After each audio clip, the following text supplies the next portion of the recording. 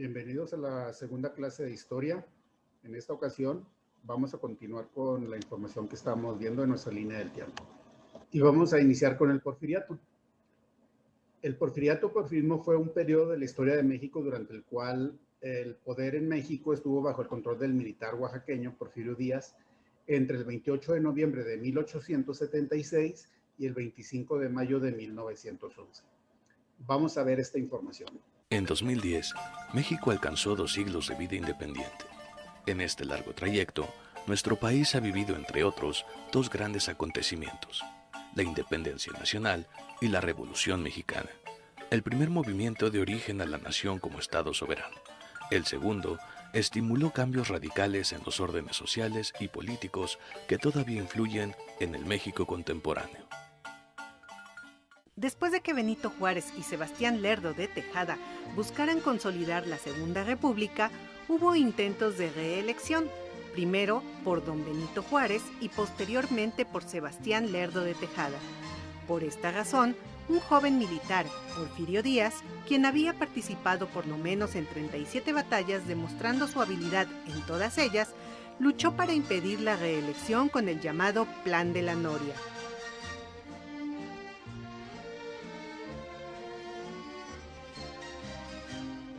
Recordemos su intervención en la batalla del 5 de mayo en Puebla y su enfrentamiento contra los conservadores que impusieron a Maximiliano de Habsburgo como emperador de México. Con la derrota de los conservadores, asume el poder Benito Juárez como presidente de México y Sebastián Lerdo de Tejada como ministro de Justicia. A la muerte de Benito Juárez el 18 de julio de 1872, fue sustituido por Sebastián Lerdo de Tejada. Porfirio Díaz consideró que no había motivos suficientes para iniciar otra guerra por el poder político. Cuando Sebastián Lerdo de Tejada iba a concluir con el periodo de su gobierno en 1876, trató de modificar algunas leyes para poder reelegirse, lo cual provocó el disgusto de muchos mexicanos. Fue así que Porfirio Díaz se levantó en armas con el propósito de derrocar a Sebastián Lerdo de Tejada mediante la promulgación del Plan de Tuxtepec en el estado de Oaxaca el 10 de enero de 1876.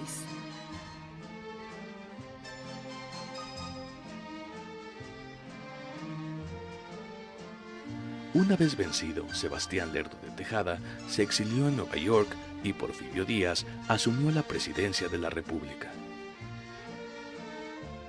José de la Cruz Porfirio Díaz Mori, conocido simplemente como Porfirio Díaz, nació en Oaxaca de Juárez, Oaxaca, el 15 de septiembre de 1830. Porfirio Díaz fue un militar mexicano que ejerció el cargo de presidente de México en 7 ocasiones, logrando 35 años en el poder. Por las ideologías adoptadas, su gobierno se convirtió a la postre en una dictadura.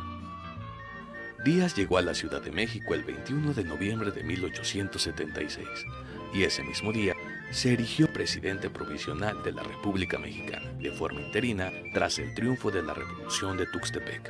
Posteriormente, ejercería la presidencia del país de manera ininterrumpida entre 1884 y 1911. Durante ese largo periodo, Porfirio Díaz intentó pacificar al país. Para este efecto, puso en marcha varios programas de carácter social y educativo. De igual forma, implementó un programa de modernización de las ciudades, introduciendo el agua, la luz, el drenaje y el servicio de transporte. En este sentido, el ferrocarril y las fábricas de hilados y tejidos fueron prósperos y vastos, y no se diga de la explotación del petróleo y la minería, los cuales se desarrollaron bajo los principios del orden y el progreso. El cumplimiento de estos principios, según Justo Sierra, ministro porfiriano, llevó a México a la cúspide del progreso.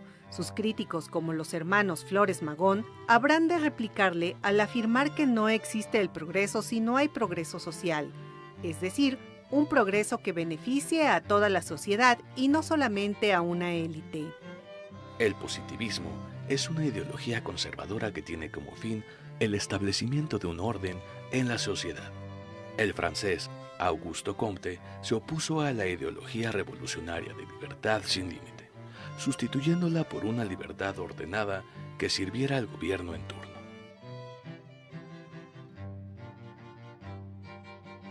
Al concepto de igualdad se le opuso el de jerarquía social. Ningún hombre es igual a otro. Todos los hombres tienen un determinado puesto social. Este lugar social estaba determinado por el trabajo y las capacidades de cada uno. Comte consideraba que era necesario que haya en la sociedad hombres que dirijan y trabajadores que obedezcan. El argumento de los científicos era que el desarrollo económico no era posible sin antes imponer la paz. Con esta ideología se justificó una dictadura sustentada en una oligarquía o sociedad de privilegios que estuvo conformada por los latifundistas, sector social que dio el mayor apoyo al porfirismo, seguidos por el sector de empresarios, industriales, comerciantes y banqueros. Es por todos estos antecedentes que la política económica de Díaz estaba encaminada a fortalecer a estos sectores, lo que le dio el carácter de una política de privilegios que, a su vez, permitió consolidar la dictadura. Durante el Porfiriato, México progresó económicamente para algunos, pero muchos más quedaron al margen. Las élites ganaron en riqueza e influencia, pero la mayoría de la población tuvo que aceptar la nueva situación, trabajando duro para poder sobrevivir. Nuevamente la educación giró en torno a la situación por la que el país atravesaba, dejando entrever que el grueso de la población eran gente humilde y de escasos recursos que habían quedado en la miseria después de la lucha de independencia. Díaz se preocupó por incrementar los ingresos económicos de la élite en el poder. Favoreció la educación, pero la educación de los jóvenes provenientes de familias con poder económico. Una vez más, la educación entró a un estancamiento. Dentro de todo este caos, la educación fue tomada nuevamente por los clérigos, que se convirtieron en cómplices silenciosos de la clase en el poder. La educación impartida por el Estado se vio minimizada por las raquíticas aportaciones que se recibían. La miseria en la que una vez se sumió al país hizo que los jóvenes que estudiaban en las escuelas del Estado las abandonaran para dedicarse a las actividades productivas y que eran sometidos para ayudar a su familia a sobrevivir. Con esto el analfabetismo crecía constantemente, hundiendo a los más necesitados y con más carencias, los campesinos e indígenas que servían a un terrateniente. En el Porfiriato, la cultura se dividió en dos partes. La primera fue con tendencias liberales. La segunda fue más que nada por influencia extranjera, principalmente la francesa, que en aquellos momentos estaba teniendo un gran auge, siendo el modelo a seguir de muchos países. Por ello, la mayoría de los textos que se leían en México fueron franceses. Esto hizo que las expresiones mexicanas fueran muy diferentes. El gobierno de Porfirio Díaz, 1867-1911, también dejó su influencia en la arquitectura teniendo como modelo a la moderna cultura europea, donde franceses e italianos fueron responsables de las grandes obras arquitectónicas de su gobierno, mismas que caracterizaron toda una época. Por otro lado, el modernismo o arte moderno fue un estilo introducido dentro del diseño del Palacio de Bellas Artes para marcar el carácter que identifica a la nación mexicana con una simbología grecorromana y prehispánica. Este hermoso escenario, tanto arquitectónico como urbano y literario, fue ajeno a la mayoría de la población que vivía en una situación económicamente crítica. Los campesinos padecían un despojo constante de sus tierras y los empujaban a una proletarización inevitable. En las fábricas, especialmente en las de hilados y tejidos, así como los mineros, sobrevivían a una situación de continua represión con horarios extenuantes de 12 o más horas laborales. Esta sobreexplotación de la clase trabajadora y los privilegios de las élites, aunado a las continuas reelecciones de Porfirio Díaz, generaron las condiciones para el surgimiento de la Revolución Mexicana. Después del Porfiriato, inició una nueva etapa en la historia de México que fue la Revolución Mexicana. Y pues ya sabemos que fue un conflicto armado que tuvo lugar en México a principios del siglo XX y supuso el cambio económico, social y político más importante que ha sufrido el país de México en el siglo XX. Este movimiento fue popular y con ideología antilatifundista y antiimperialista y duró aproximadamente 10 años. Veamos cuáles fueron las causas y los hechos sucedidos durante este periodo. La Revolución Mexicana fue un conflicto armado que tuvo lugar en México a principios del siglo XX. Supuso el cambio económico, social y político más importante que ha sufrido el país americano en el siglo XX. El movimiento fue popular y con ideología antilafundista, antiimperialista y duró aproximadamente 10 años. También debemos decir y debemos agregar que durante la Revolución Mexicana uno de los mandatos más importantes fue el de Lázaro Cárdenas, puesto que tuvo gran repercusión económica para el país, además de fomentar la distribución de tierras y los derechos de los trabajadores, y también realizó la expropiación de yacimientos petrolíferos. Continuemos hablando un poco más sobre esta Revolución Mexicana, particularmente hablar sobre sus antecedentes. Bueno, decir que desde la independencia en 1821, la cuestión de la tierra estaba presente en los conflictos sociales en México. En la segunda mitad del siglo XIX, la mayor parte de los indígenas ya había sido expropiada de sus tierras. Además, estos no fueron incorporados como ciudadanos. También decir que en 1876, con el derrocamiento del gobierno liberal de Sebastián Tejeda por el levantamiento militar de Porfirio Díaz, la gran propiedad agraria fue reforzada y los campesinos despojados de sus tierras. La pequeña propiedad fue prácticamente eliminada. Continuemos hablando un poco más sobre esta Revolución Mexicana, particularmente hablar sobre sus causas. Bueno, decir que aunque México gozaba de gran prosperidad social y económica bajo el gobierno de Porfirio Díaz, la sociedad se encontraba dividida en clases altas y bajas, y la clase baja era la menos favorecida. También debemos decir y agregar que las riquezas e inversiones mexicanas partían de la explotación hecha a los campesinos. Solo el 3% de la población de México poseía las tierras del país, lo cual le permitía explotar petróleo y minerales que fomentaban la diferencia de clases que causaba malestar en la sociedad. Y por último decir que el anuncio de Porfirio Díaz de que no se realizarían elecciones presidenciales libres luego de dejar el mando, estos factores condujeron a que el pueblo y el Partido Democrático se alzaran en contra del gobierno. Sigamos hablando un poco más sobre esta Revolución Mexicana, particularmente hablar sobre sus protagonistas. Bueno, decir que entre los personajes más protagónicos de la Revolución Mexicana se encuentran los siguientes. Comenzando con Francisco Madero, de 1873 a 1913. Desde prisión puesto allí por el dictador Díaz, encabezó la revolución y el movimiento político en contra de la no reelección de Porfirio Díaz. Luego de esta revolución, fue elegido presidente hasta 1913, año en que fue traicionado y asesinado. Otro de los personajes fue el ya mencionado anteriormente, Porfirio Díaz, desde 1830 a 1915. Fue un militar que gobernaba en 1910 de forma tirana sobre México. Luego de la revolución, huyó y murió en París, es decir, en Francia. Otro personaje fue Emilio Zapata, de 1883 a 1919. Fue un líder militar de la revolución, fue un defensor de los campesinos, llevó a cabo el Plan Ayala en contra de Madero por traicionar las causas de la revolución. Otro personaje fue Francisco Villa, de 1878 a 1923, líder de la revolución y defensor del pueblo. Su actuación militar fue decisiva para derrotar el régimen de Victoriano Huerta, quien había traicionado a Madero.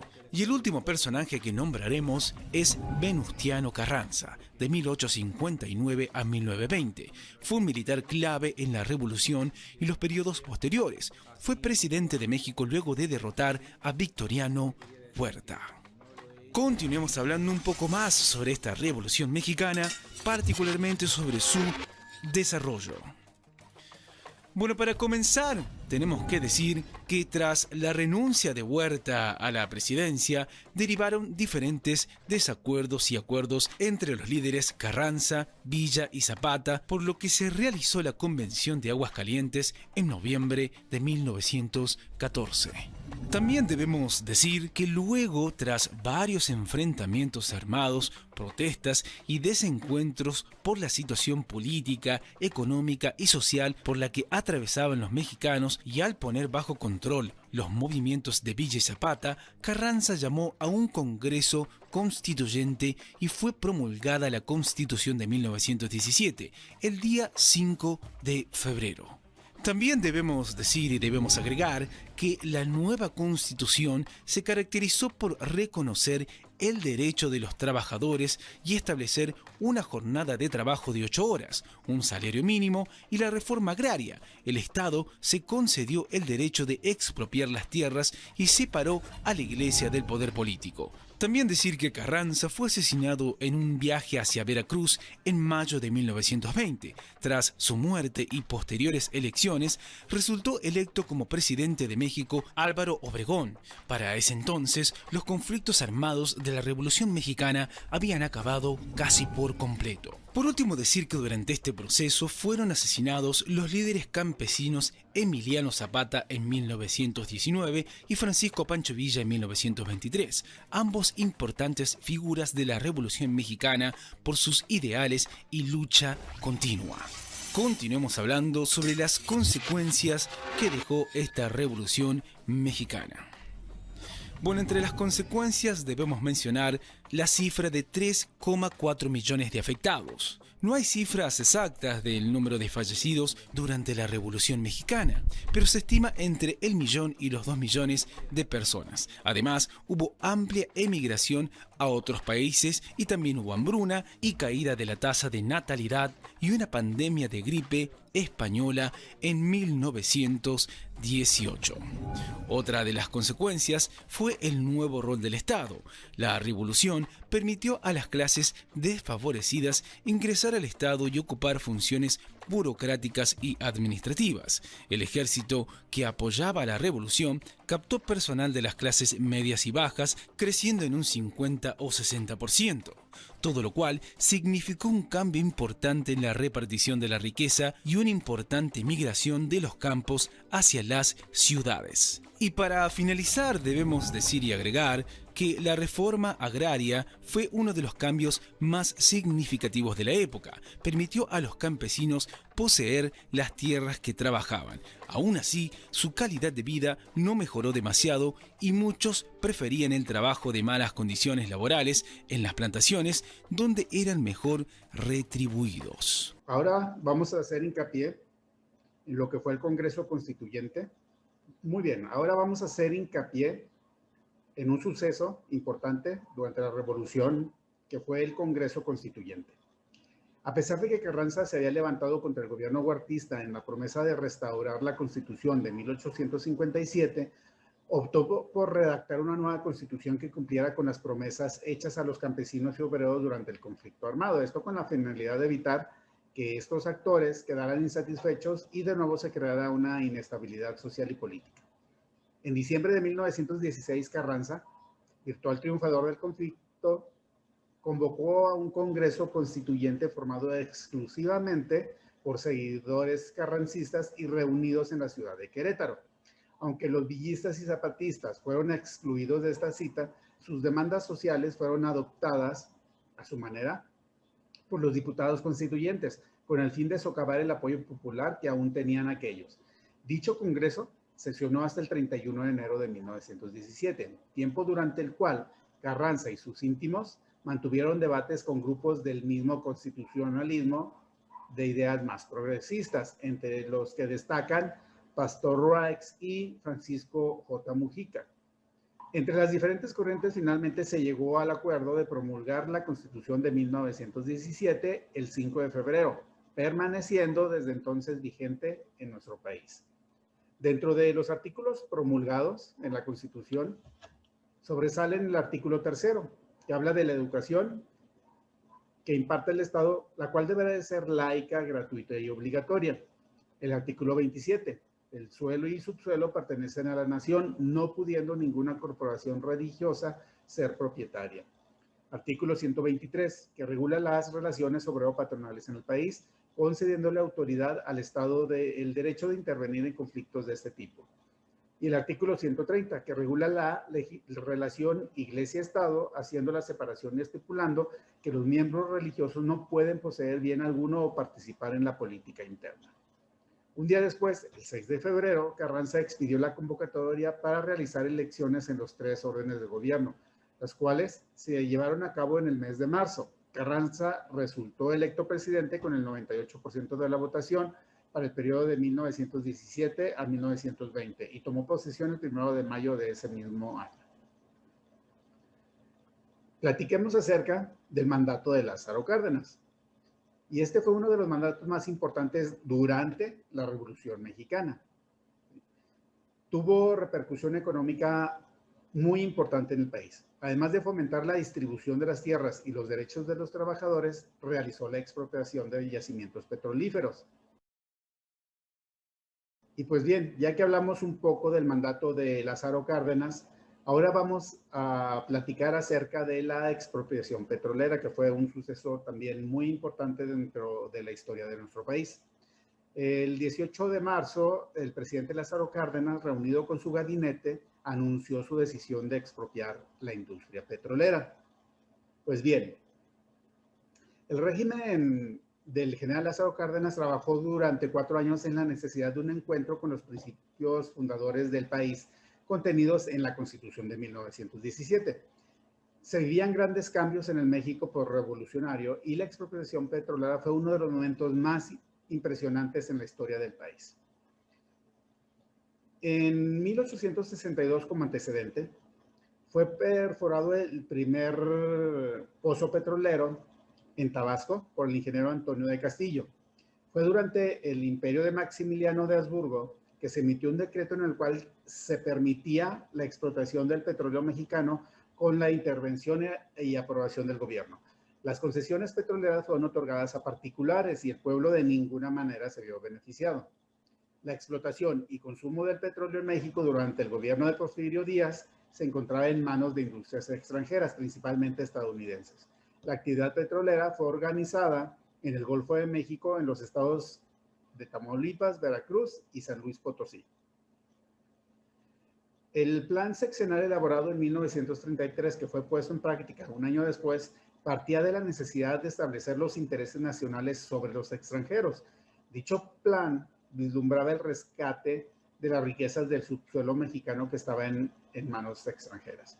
La ley de expropiaciones fue aprobada en 1936 y en ella se establecía que el gobierno podía tomar cualquier propiedad si los intereses de la sociedad así lo requerían. Con esto fue adquirida la obligación de compensar al propietario en un plazo máximo de 10 años. En 1937, la central del sindicato se dio a la tarea de presentar las demandas que exigían un contrato justo para los trabajadores. Las peticiones expresas por el sindicato fueron rechazadas por las compañías petroleras. Como resultado a la negativa, pues estalló la huelga. Los intereses de las compañías petroleras pasaban por encima del bien nacional. Las condiciones laborales de los trabajadores petroleros eran deplorables, llenas de riesgos y consideraban muy poco a los trabajadores. Por todo esto, el gobierno planteó un mayor control sobre sus actividades. Las compañías debían dar solución a las peticiones laborales en un plazo que vencía el 7 de marzo de 1938. El 18 de marzo, a las 10 de la noche y apoyado por su gabinete, la Suprema Corte de Justicia y el Congreso de la Unión, Cárdenas dio a conocer a través de la radio el decreto de expropiación de todos los bienes muebles e inmuebles que pertenecían a 17 compañías petroleras inglesas y estadounidenses que operaban en México. La expropiación por causa de utilidad pública implicó el dominio absoluto del Estado mexicano sobre todos los bienes petroleros en el territorio nacional, además de representar un corte tajante ante supuestos derechos previos a la Constitución de 1917 y a pactos extraoficiales, como los convenios de Bucareli de 1923 o el régimen que se estableció con la ley callista en 1925 y su reforma de 1928. Las concesiones a las compañías expropiadas quedaron sin efecto y su operación fue cancelada. El decreto también reforzó la acción contundente en torno a la propiedad de la nación sobre los productos del subsuelo que se habían legislado en el marco del nacionalismo revolucionario. El amanecer del 19 de marzo, los trabajadores petroleros tomaron posesión de las instalaciones de las compañías expropiadas y el gobierno expidió un decreto que determinó la conformación del Consejo Administrativo del Petróleo, con la intención de coordinar la administración temporal de los bienes y las actividades de los consejos establecidos con las secciones sindicales. Vicente Cortés Herrera fue designado gerente general de ese organismo. Igualmente, se instituyó el Fondo de Cooperación Nacional para conformar y reunir organizadamente recursos que permitieran el pago de las indemnizaciones a las compañías expropiadas. Muy bien, ahora vamos a hablar de otro suceso que marcó la historia de nuestro país, que fue la matanza de Tlatelolco. Veamos esta información. El 2 de octubre de 1968, un mitin de estudiantes fue reprimido por el ejército en la Plaza de las Tres Culturas, en Tlatelolco, luego de un par de meses de manifestaciones que se originaron tras una riña entre estudiantes en la que intervinieron los granaderos el 22 de julio. Este 22 de julio de 1968, alumnos de la Vocacional 5 se pelearon con los jóvenes de la preparatoria particular Isaac Ochoa Terena, en la Ciudadela. Al otro día, los jóvenes de la prepa particular buscaron cobrar revancha a los del Politécnico, pero en la refriega intervino el cuerpo de granaderos que golpeó a varios jóvenes. Para los politécnicos ese hecho provocó indignación, por lo que convocaron a una marcha el 25 de julio.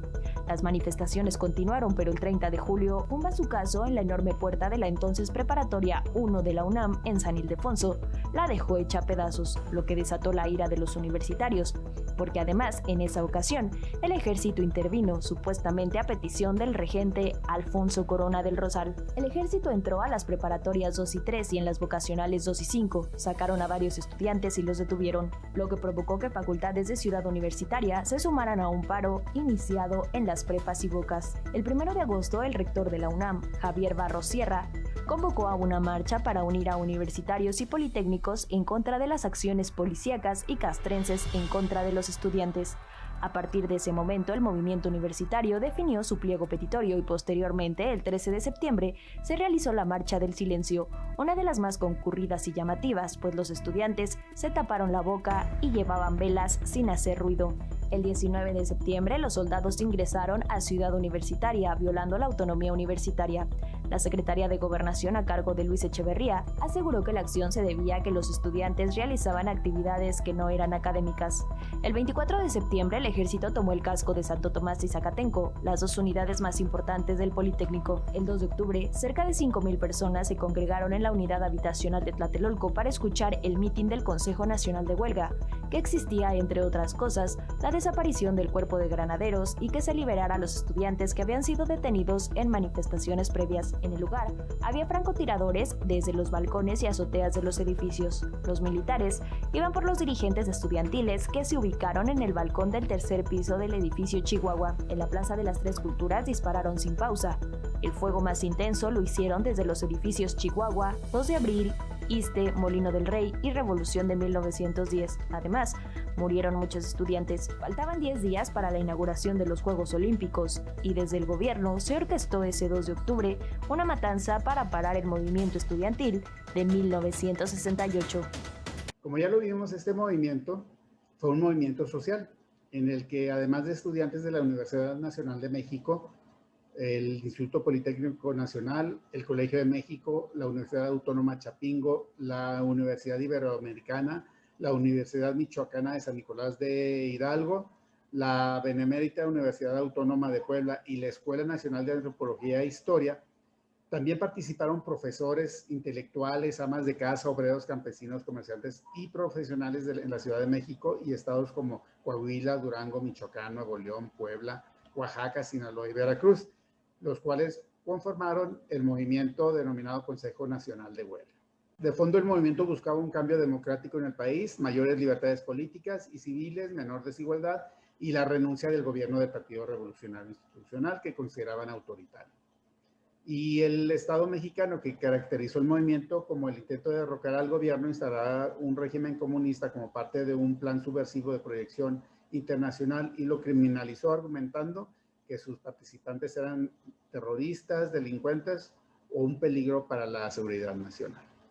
Adicionalmente, les estoy presentando la lista de presidentes de México desde Agustín Iturbide hasta la actualidad. Esto con la intención de que tengan una idea o puedan consultar la información, porque sucede que cuando se van a presentar algunos exámenes, si hay un módulo en el examen de cultura general, por supuesto que nos pueden preguntar precisamente de los presidentes de México. Entonces, esa es la información que tenemos. Ahora vamos a platicar un poquito de los modelos económicos mexicanos desde el siglo XIX. Y vamos a ver esta información. Modelo de sustitución de importaciones en México.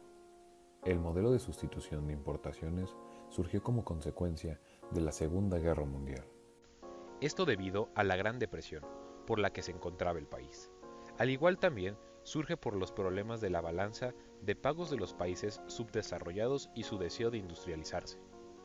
El gobierno, para impulsar nuevamente la economía, reorienta el proyecto de desarrollo nacional, dando al lugar una estrategia de industrialización a la cual se le conoce como el modelo de sustitución de importaciones, la cual consistía en sustituir los artículos manufacturados de procedencia extranjera que hasta ese momento había satisfecho el consumo local, por artículos de la misma naturaleza fabricados por la industria nacional. El objetivo principal era convertir la actividad industrial en eje del desarrollo económico y de la acumulación del capital. Así se podía pasar de una economía en agricultura y minería a otra en la que la industria pudiera proveer el mercado interno.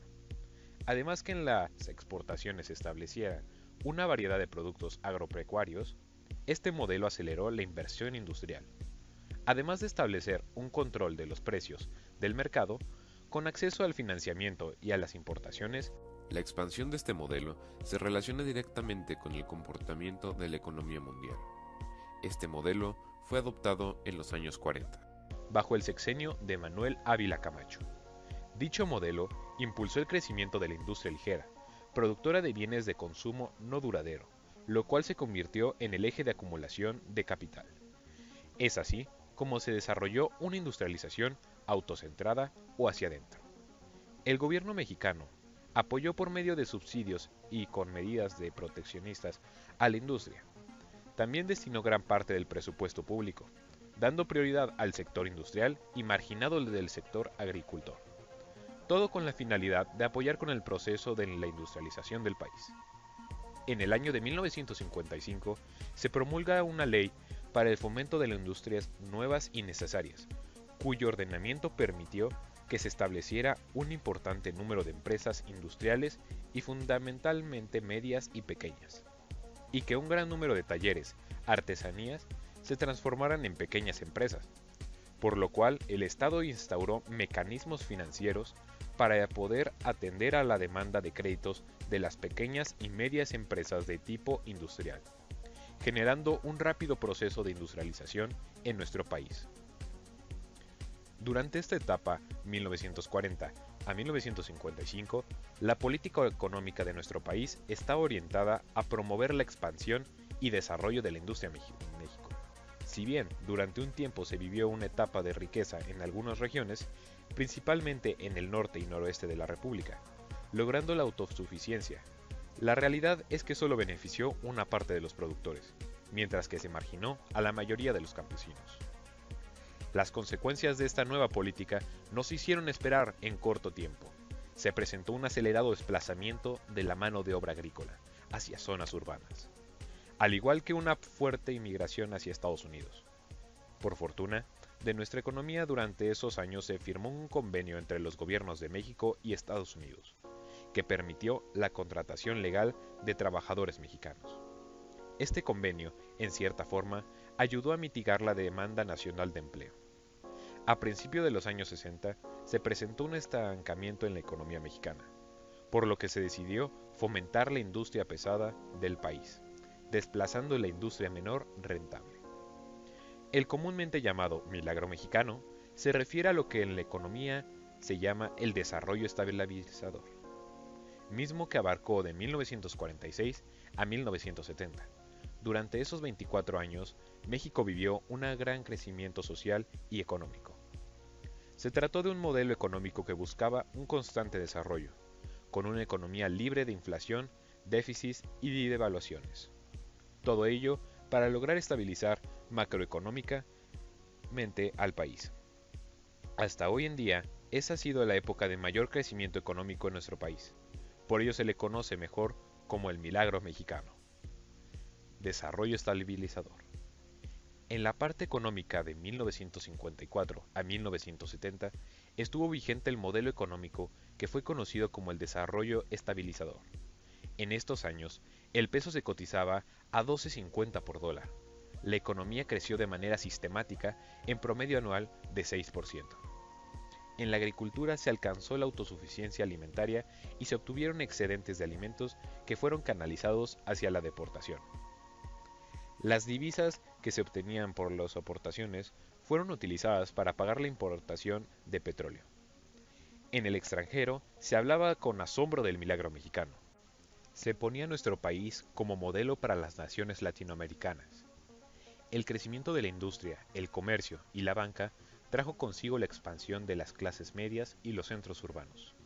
Los sectores medios presionaron a los órganos gubernamentales exigiendo espacios políticos para luchar por sus reivindicaciones democráticas y económicas, que les permitieron mejorar sus condiciones de existencia.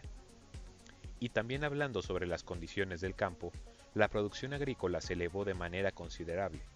Alcanzó un promedio anual de 5.7%, lo que hizo que el país cubriera sus necesidades internas y aún obtuviera enormes excedentes para la exportación. Y así fue como generó importantes ingresos de divisas, que fueron destinadas para el desarrollo industrial. En esta etapa, vemos un aumento importante de la superficie cosechada, de 8 millones de hectáreas existentes en 1950 y pasó a 12 millones de hectáreas en 1959, lo que significó un crecimiento del 42.3%. Igualmente, hubo una utilización de semillas mejoradas, el trigo y el maíz, y en mucho menor medida papa, frijol, algodón, sorgo, soya, ajonjolí, arroz, chile, jitomate, cebada y café, que estas fueron metidas a investigaciones genéticas, y se logró en poco tiempo variedades de alto rendimiento, resistentes al cuauhtitle y con una gran capacidad de respuesta a la aplicación de fertilizantes e insecticidas. Tiempo después, hubo un descontento de los hombres del campo por la falta de tierras y la miseria de las familias campesinas. El gobierno respondió a las tomas de tierras con la represión. Rubén Jaramillo enarboló la defensa de los campesinos y finalmente Jaramillo fue apresado y asesinado. El asesinato de este personaje no fue aclarado por el gobierno de Adolfo López Mateos. Neoliberalismo. El neoliberalismo es un periodo de la historia de los Estados Unidos mexicanos que comprende los últimos 5 sexenios, tanto del PRI como del PAN. Neoliberalismo es una idea que tomó forma durante los años 80, en reacción al estado de bienestar y a la intervención estatal en la economía. Se recurre a ideas libertarias para abogar por reducir al mínimo las responsabilidades estatales y sociales de protección social y de fomento, a cambio de la promesa de una enorme prosperidad económica, que supuestamente ofrece la completa libertad económica. La afiliación ideológica política de ambos partidos fue divergente y antagónica hasta 1982, año en el que los polos se unieron para impulsar el proyecto neoliberal, un proyecto que beneficia a una minoría y perjudica a la mayoría del pueblo mexicano, ya que este fue impuesto a nuestro país por las grandes empresas transnacionales y por las instituciones internacionales de crédito que responde a los intereses del capitalismo mundial. La unión de priistas y panistas era indispensable hasta antes de 1982, sobre todo porque el PAN mantiene una ideología empresarial, y el Partido Tricolor fue el heredero directo de apostulados revolucionarios. Miguel de la Madrid fue quien inauguró el modelo económico neoliberal. Dicho proyecto, también conocido como modernizador, monetarista y globalizador, es una teoría económica e ideológica que propugna la no intervención del aparato de Estado en la economía. El Estado comenzó por liquidar o vender las empresas que estaban en sus manos. Para esto, se ha demostrado que como las políticas de ajuste, de reducción de gasto público, no sirven para reducir la deuda pública y que solo generan recesión. Actualmente, muchos rechazan esto, pues lo que ha sido equivocado es renunciar a construir una sociedad más igualitaria, ofrecer las soluciones del mercado siempre como la mejor alternativa, sin valorar la capacidad real del Estado de regular. El error es el relegar al Estado y a la social como instrumentos eficaces para ofrecer bienes con un alto costo de acción colectiva, como innovación, conocimiento o servicios sociales. Y vamos a enriquecer esta información hablando del modelo actual, que es el neodesarrollismo. El presidente López Obrador ha destacado lo conveniente de reconstruir la relación entre el poder económico y político para crecer más sanamente, rompiendo con el círculo vicioso, regulación, contrato, corrupción. De ahí viene este modelo que ha sido llamado neodesarrollismo, aumentando el rol del gobierno para nivelar los desequilibrios regionales y potenciar las exportaciones. Se intenta fomentar el mercado interno incrementando el poder adquisitivo de la población más pobre. Además, se busca aumentar la inversión en infraestructura y prestar más soporte al sector agropecuario. Según el gobierno, estos gastos los financiará la disminución de la corrupción en la administración pública. Para aplacar a los mercados financieros, se ha confirmado una disciplina fiscal y la independencia del Banco Central. Para terminar la clase, vamos a hablar del proceso de globalización en México. La globalización es un fenómeno inevitable en la historia humana que ha acercado el mundo a través del intercambio de bienes y productos, información, conocimientos y cultura. Aunque muchos lo relacionan en el aspecto económico por ser la parte más relevante en la vida de la población mundial. Después de la Segunda Guerra Mundial, este fenómeno ha cobrado velocidad de forma espectacular debido a los avances sin precedentes en la tecnología, las comunicaciones, la ciencia, el transporte y la industria que facilitaron la transición de varias ideas económicas y culturales en todo el mundo. Podemos decir que las ventajas y desventajas de este fenómeno son: como ventajas, se disminuyen los costos de producción y por lo tanto se ofrecen productos a precios menores. Aumenta el empleo en los lugares donde llegan las multinacionales, especialmente en los países subdesarrollados. Aumenta la competitividad entre los empresarios y se eleva la calidad de los productos. Se descubren e implementan mejoras tecnológicas que ayudan a la producción y a la rapidez de las transacciones económicas. Y hay mayor accesibilidad a bienes que antes no se podían obtener en los países subdesarrollados. En cuanto a las desventajas, se da una mayor desigualdad económica entre los países desarrollados y subdesarrollados debido a concentración de capital en los países desarrollados. Hay desigualdad económica dentro de cada nación, ya que la globalización beneficia a las empresas grandes y poderosas. En los países desarrollados aumentará el desempleo y la pobreza porque las empresas grandes emigran hacia otros lugares en busca de mano de obra y materia prima barata. Hay mayor injerencia económica de parte de los países desarrollados hacia los países subdesarrollados o en vías de desarrollo. Degradación del medio ambiente por la explotación de los recursos, menor oportunidad de competir con las grandes empresas multinacionales y hay una mayor fuga de capitales porque cuando las empresas multinacionales lo deciden, se trasladan hacia otros países que les ofrezcan mejores ventajas en su producción. Con esta información terminamos la clase de hoy y espero que esta información sea de completa utilidad.